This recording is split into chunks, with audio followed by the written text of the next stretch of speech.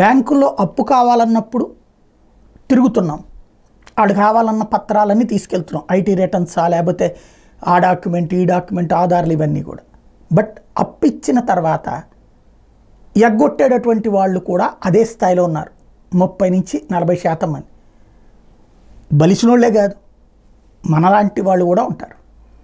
ఆ ఎగ్గొట్టినటువంటి వాళ్ళ దగ్గర నుంచి డబ్బులు ఎట్లా వసూలు చేయాలంటే అడిగితే ఏం చేయమంటారండి, లేదండి అంటారు. మరి వాళ్ళు ఏం చేయాలంటే లీగల్గా ఇక్కడ వీళ్ళు పెట్టింది ఏదో ఒకటి ఇది చేయాలి.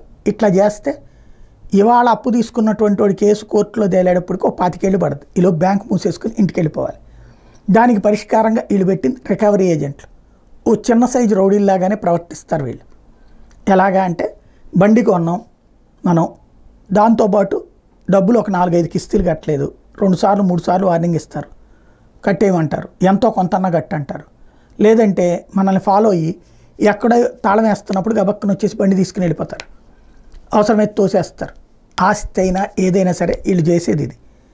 ఇది చట్ట వ్యతిరేకం అన్నటువంటి సుప్రీంకోర్టు మరొకసారి స్పష్టం చేసింది. వాళ్ళ మీద గూండాలు అనే ఆగ్రహం వ్యక్తం చేసింది. బ్యాంకుకు బకాయి పడిన మొత్తాన్ని ఏకకాల పరిష్కారం ఓటీఎస్ ద్వారా పిటిషనర్ చెల్లించినప్పటికీ జప్తు చేసిన బస్సుని అతనికి అప్పగించిన రికవరీ ఏజెంట్ సంస్థ మీద సుప్రీంకోర్టు తీవ్ర ఆగ్రహం వ్యక్తం చేసింది. ఆ సంస్థను గూండాల ముఠాతో పోల్చింది. 2 నెలల్లోగా ఆ సంస్థ మీద అభియోగాలు నమోదారని పశ్చిమ బెంగాల్ పోలీసులకి జస్టిస్ సూర్యకాంత్, జస్టిస్ ఉజ్జల్ భుయాన్ సభ్యులుగా ఉన్న ధర్మాసనం ఆదేశించింది.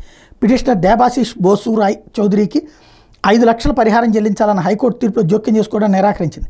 బస్సు కొనుగోలు కోసం బ్యాంక్ ఆఫ్ ఇండియా నుంచి 15 లక్షల రుణం తీసుకున్న దేవాశిష్ బోసు 3.5 ఏళ్లు నెలసరి వాయిదాలను సక్రమంగా చెల్లించాడు. ఆ తర్వాత బకాయిలు చెల్లించబడదు. బ్యాంకు తరపున ప్రైవేట్ రికవరీ ఏజెంట్ సంస్థ వాహనాన్ని జప్తు చేసింది. కొన్నాళ్ళ తర్వాత దేవశిష్ బకాయి చెల్లించినప్పటికీ బస్సును మాత్రం ఆయనకి స్వాధీనం చేయకపోవడంతో కోర్టును ఆశ్రయిస్తే ఇలాంటి రౌడీజం ఏంటని నిలదీసింది బ్యాంక్, ఇది సుప్రీంకోర్టు.